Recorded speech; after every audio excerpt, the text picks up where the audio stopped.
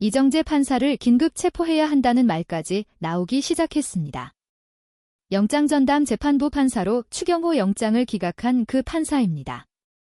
대한민국 사법 역사의 시계바늘이 거꾸로 돌아가고 있습니다. 12.3 비상계엄이라는 헌정사상 초유의 내란 사태 앞에서 사법부는 정의의 수호자가 되기를 포기하고 내란 범죄자의 방패막이로 전락하고 말았습니다.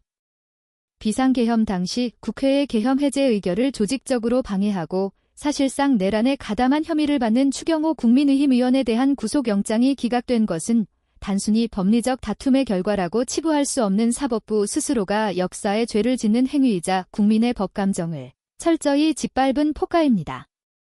이정재 영장전담 부장판사는 혐의 및 법리의 다툼의 여지가 있다거나 이 분가량의 통화로 내란 공모가 가능하냐는 궤변을 늘어놓으며 기각 결정을 내렸지만 이는 손바닥으로 하늘을 가리려는 어리석은 시도에 불과합니다. 특검이 밝혀낸 구체적이고 충격적인 증거들은 추경호가 단순한 방관자가 아니라 윤석열 전 대통령과 함께 내란을 기획하고 실행한 핵심 공범임을 명백하게 가리키고 있기 때문입니다. 특검 수사 결과를 통해 드러난 12월 4일 새벽 국회의 상황은 공포영화의 한 장면과도 같았습니다. 계엄 선포와 동시에 투입된 707 특수임무단 병력이 국회 본관 유리창을 깨부수고 난입했을 때 그 날카로운 파열음과 군화가 복도를 짓밟은 소리는 민주주의가 파괴되는 비명이었습니다. 그런데 그 아비규환의 현장, 바로 유리창이 깨진 정책위장실의 옆방인 원내대표실에 추경호가 있었다는 사실은 무엇을 의미합니까? 상식적인 사람이라면 무장한 군인들이 국회를 침탈하는 상황에서 신변의 위협을 느끼고 피신하거나 헌법기관으로서 저항하는 것이 마땅합니다. 그러나 추경호는 그 방 안에 숨죽이고 있었습니다. 아니, 정확히 말하면 그는 숨어 있었던 것이 아니라 대기하고 있었던 것입니다. 바로 옆방에서 창문이 박살나고 군인들이 들이닥치는 소리를 들으면서도 그가 태연하게 자리를 지킬 수 있었던 유일한 이유가 뭐겠습니까? 그 군인들이 자신을 해치지 않을 것이라는 확신, 즉 계엄군과의 사전교감 혹은 안전보장이 있었기 때문이라는 합리적 의심을 지울 수 없습니다. 이는 그가 내란 세력과 한 배를 탄 존재였음을 보여주는 결정적인 정황 증거입니다. 이정재 판사가 의문을 제기한 이분 통화 역시 사건의 맥락을 전혀 파악하지 못한, 아니 의도적으로 외면한 판단입니다. 윤석열 전 대통령과 추경호가 계엄 당일 밤 11시 22분에 나눈 이분간의 통화는 아무런 사전 논의 없이 갑자기 이루어진 것이 아니었습니다. 특검 조사에 따르면 윤석열은 이미 계엄 이틀 전인 12월 1일 김용현 전 국방장관에게 계엄 계획을 알린 뒤 곧바로 추경호에게 전화를 걸었습니다. 그리고 이 통화에서 추경호는 민주당이 반국가적 행위를 한다는 내용의 기자회견을 하겠다고 윤석열에게 보고했고 윤석열은 이를 승인했습니다. 실제로 추경호는 계엄 선포 전에 이 내용을 바탕으로 기자회견을 감행했습니다. 이것이 공모가 아니면 무엇입니까? 계엄 선포의 명분을 만들기 위해 집권 여당의 원내대표가 바람잡이 역할을 자처하고 대통령과 시나리오를 공유한 것입니다. 따라서 당일 밤에 이분 통화는 내란을 공모하는 시간이 아니라 이미 짜인 각본에 따라 시작하라는 실행신호, 즉 트리거를 당기는 확인 절차였을 뿐입니다.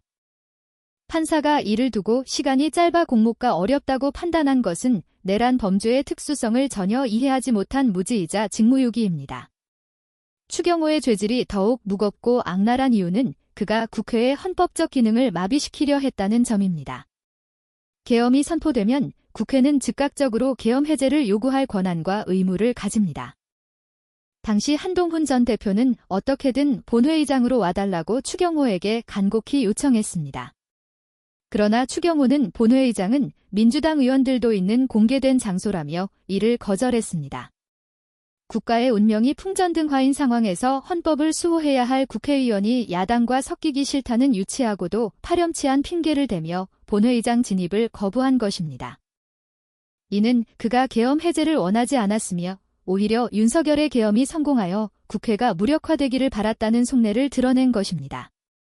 심지어 그는 자신의 불참에 그치지 않고 본회의장에 있던 국민의힘 의원들까지 밖으로 빼내려 시도했습니다. 밑에서 상황을 정리한 뒤 올라가도 되지 않겠냐며 의원들의 이탈을 종용하고 신동욱 의원을 시켜본회의장의 의원수를 세게 한 행위는 명백한 내란 중요 임무 종사에 해당합니다. 계엄 해제 의결 정족수를 미달시켜 계엄을 유지하려 했던 이 조직적인 방해 공작이야말로 총을 든 군인들보다 더 위험한 내부의 적대 행위였습니다. 추경호는 또한 계엄의 위법성을 명확히 인지하고 있었습니다. 그는 계엄 선포 직후 한덕수 전 총리로부터 국무위원들이 반대했는데도 대통령이 선포했다는 사실을 전해 들었습니다. 헌법과 법률이 정한 절차를 무시하고 강행된 계엄이라는 것을 알면서도 그는 이를 막으려는 어떠한 조치도 취하지 않았습니다. 오히려 그 위헌적인 계엄의 성공을 위해 국회의 손발을 묶는 데 앞장섰습니다. 자신의 태블릿 PC에 대통령의 별도 해제 전까지 계엄 효력은 유지된다는 취지의 1955년 대법원 판결문을 내려받아 저장해둔 사실은 그가 법리적으로도 계엄 유지를 위한 논리를 찾고 있었다는 치밀함을 보여줍니다. 몰랐던 것이 아닙니다. 그는 너무나 잘 알고 있었고 알면서도 적극적으로 가담했습니다.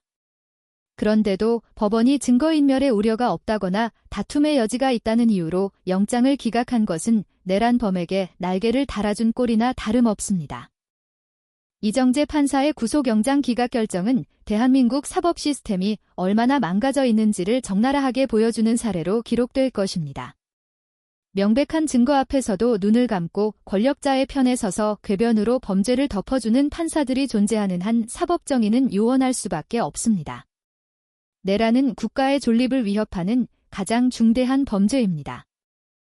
일반 잡범들에게는 추상같이 엄격한 잣대를 들이대면서 나라를 엎으려 했던 내란 가담자에게는 한없이 관대한 이 이중적인 태도를 국민이 어떻게 납득할 수 있겠습니까? 이번 영장 기각은 추경호 개인에 대한 면죄부가 아니라 사법부 스스로가 내란의 방주자가 되겠다는 선언과도 같습니다. 이는 역설적으로 왜 사법개혁이 시급하고 절실한지를 증명하는 가장 확실한 증거가 되었습니다. 국민의 생명과 헌정 질서보다 자신의 법기술과 전관예우 혹은 정치적 성향을 앞세우는 판사들은 법복을 입을 자격이 없습니다. 추경호는 지금 영장 기각에 안도하며 쾌재를 부를지도 모릅니다.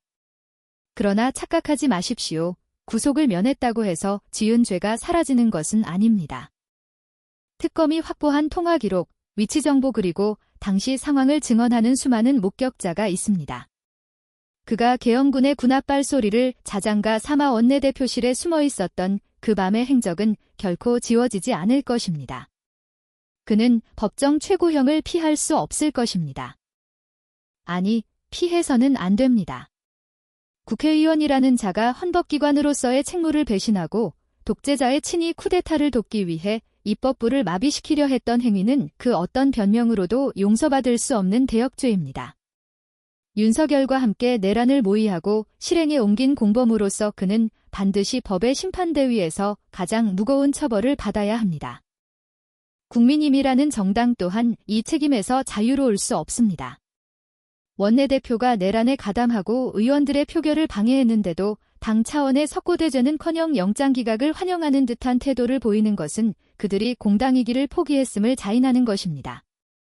신동욱 의원을 비롯해 추경호의 지시에 따라 부안해동했던 의원들 역시 철저한 수사를 통해 그 책임을 물어야 합니다. 12.3내란은 실패했지만 그 뿌리는 여전히 국회 안에 그리고 법원 안에 남아 있습니다. 추경호를 풀어준 사법부의 오판은 국민의 분노를 더욱 키울 뿐입니다. 특검은 흔들림 없이 수사를 마무리하고 공소를 제기하여 추경호를 법정에 세워야 합니다. 그리고 재판 과정에서 그가 저지른 모든 죄상이 낱낱이 공개되어야 합니다.